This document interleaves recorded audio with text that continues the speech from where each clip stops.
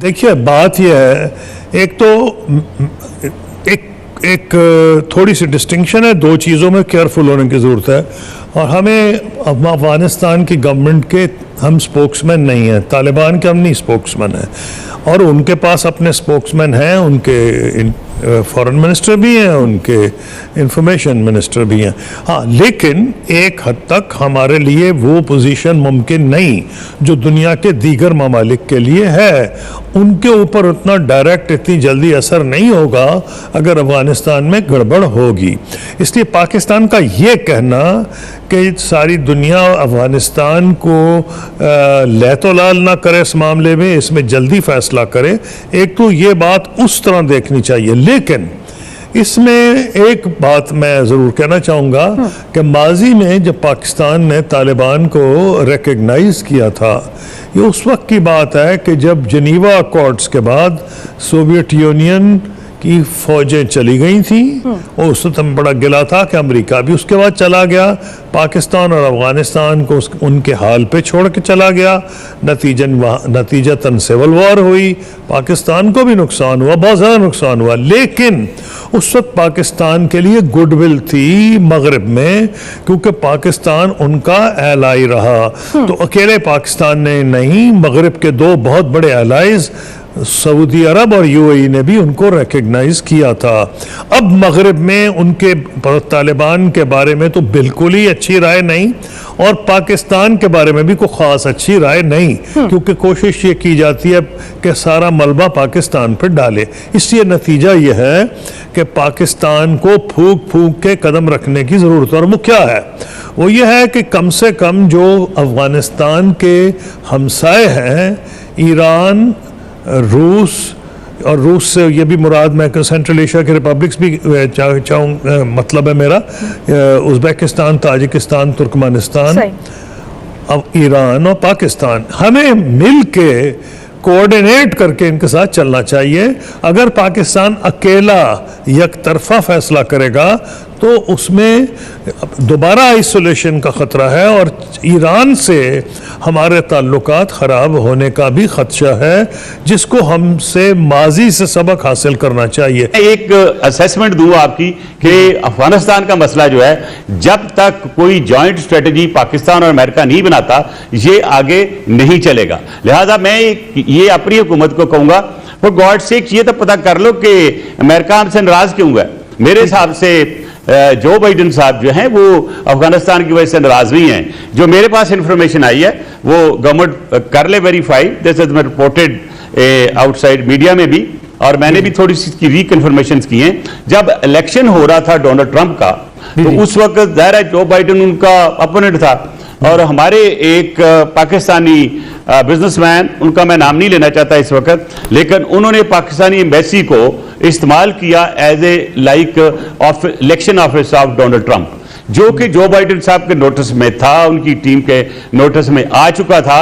और अगर आप ये देखें कि एक हुकूमत की सरकारी जगह जो है, एक बिजनेस कम्युनिटी का बंदा या कोई जो डोनाल्ड ट्रंप के सन इन लॉ के करीब था, वो इसको इस्तेमाल करते हुए इलेक्शन कैंपेन में था, और वो पाकिस्तानी जो बड़े मुखय्यर हज़रात हैं, जो अपने आप को अमेरिका में बहुत पावरफुल समझते हैं, अगर उनके साथ उनका आना जाना, उनके मैनेजर्स जो थे इमरान खान साहब के दोस्तों में से ओपन, जी मैं पहले अर्ज कर दूं ना, मैं ये खत्म कर लूं तो फिर मैं आगे चलता हूं। ठीक है। तो जब ये बातें जो बाइडेन साहब को पता चली, तो नेचुरली ही पुट हिज मूड ऑफ, और मैं ये समझता हूं कि इस वक्त इमरान खान साहब को भी और हमारे फॉरेन मिनिस्टर को एक लेटर लिखना चाहिए और उसकी क्लैरिफिकेशन दें कि अगर ये स्टेटमेंट तो नहीं किया था, लेकिन ये बिल्कुल उस वक्त का जो एम्बेसडर है उसको लटकाएं, take action against him, that who gave you the permission to allow the election campaign of Donald Trump इन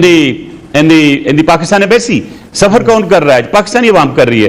किसके खिलाफ प्रोपेगेंडा हो रहा है? पाकिस्तान के खिलाफ हो रहा है। तो लिहाजा जो मिसकम्युनिकेशन है, मिसअंडरस्टैंडिंग है, उनको निकालना चाहिए। हमारी लॉबिंग बिल्कुल नहीं है, ना शायद हम करना चाहते हैं, और इसके लिए मैं आपको एक प्रपोजल देता हूं, hope the people will like it. मैं ये कहता हूं कि अगर वाकई आप अफगानिस्तान का हल चाहते हैं, तो मेरी अमेरिका से अपील होगी, डोनाल्ड जो बाइडेन साहब उनसे डायरेक्ट मैं उनको लिखूंगा भी, मैंने एक मजमून लिखा है इसके ऊपर, कल शाया होगा, और मैं ये प्रपोज कर रहा हूं कि आप एक कमीशन बनाएं इंटरनेशनल लेवल पे जिसमें पाकिस्तान, अफगानिस्तान, चाइना और सऊदी अरेबिया ये इसमें हो और ये वर्कआउट करें a strategy, a plan, a plan as to how to go forward for Afghanistan. उनके साथ जो आपने कंडीशन रखनी है वो रखें, उनके दस्तखत करवाएं, उनको फॉलो करवाएं। अगर वो फॉलो शुरू करते हैं कि 25% भी उसका कर लेते हैं तो उनको एक रिलीफ दें। अगर आप आज, मैं दोबारा रिपीट कर रहा हूं अपने पाकिस्तानी बहन भाइयों के लिए और and particularly for the world, if you do not look after the Afghan nation और ये आपकी अफगान गवर्नमेंट को रिकॉग्नाइज नहीं करते और उन बेचारों की जो $9.5 बिलियन आपने सीज किया हुआ नहीं देते तो वहां भूख का राज होगा। और जब भूख का राज होगा तो वहां पे एक बहुत बुरे हालात होंगे अमनो अमान के। और मैं देख रहा हूं कि जो एक सिविल वार की सिचुएशन है वो सामने आएगी और फिर वो हमारी तरफ भी नजर आता है। और सबसे बड़ी गलत बात जो होगी कि Afghanistan will become a hub of terrorist, world terrorist, international terrorist, और फिर आप उसको नहीं संभाल सकेंगे। और खुदा ना करे कोई 9/11 और हो या कोई बड़ा इंसिडेंट हो और फिर पाकिस्तान के ऊपर आ जाए जी आपने कंट्रोल नहीं किया। मुझे समझ नहीं आती अमेरिका को किसने गलतफहमी डाल दी है कि पाकिस्तान जो है अफगान तालिबान के साथ है। पाकिस्तान अगर अफगान तालिबान के साथ उस अंदाज से होता तभी तक रिकॉग्नाइज कर लेता। लेकिन यहां मैं ये कहना चाहूंगा कि जो इंडियन पॉलिसी है पाकिस्तान के खिलाफ, देखिए पहले दिन जिस दिन 31 अगस्त को से पहले जब अफगान तालिबान ने टेक ओवर किया काबिल तो सबसे जो जहर उगला गया सबसे पहले वो इंडिया का था। और यहां तक भी कहा गया कि पंशेरियों के खिलाफ पाकिस्तानी डिफेंस फोर्सेस और पाकिस्तानी एयरक्राफ्ट एब्सोल्युटली रॉन्ग।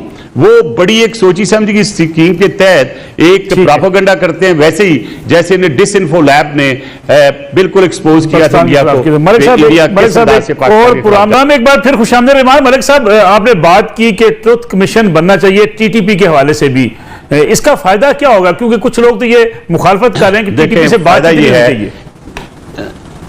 नहीं, मैं तो ये कह रहा हूं कि ट्रुथ कमीशन जब होता है वो बातचीत नहीं होती, वो एक एवेल्युएशन होती है। आज तक हमने कोई फार्मर एवेल्युएट नहीं किया कि हमें टीटीपी की वजह से कितना नुकसान हुआ पॉलिटिकली और मजहबी लिहाज से और इकोनॉमिकली। तो जो जितना नुकसान हमें हुआ और जो हमारी जानें जाया हुई, वो कौन कौन वो ऐसे लोग थे टीटीपी जिन्होंने किसी के कहने पे, अपने कहने पे हमारे मुल्क को तबाही के दाने पे लेके आया। तो कम से कम काउंटेबिलिटी तो होगी।